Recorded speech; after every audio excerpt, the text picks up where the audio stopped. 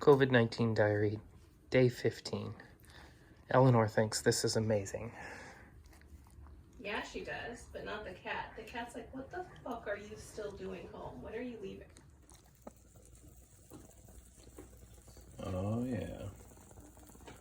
One of the benefits of a 0-minute commute is I'm making pancakes for breakfast. I really love just the plain pancake. When it's all covered in butter, so good. When renovating an older home, it's not uncommon for your rooms not to be square.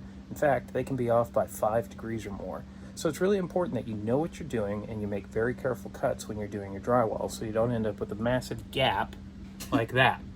So, if you know how to do that, give me a call. Alright, that's it for today. Be good, wash your hands, stay home.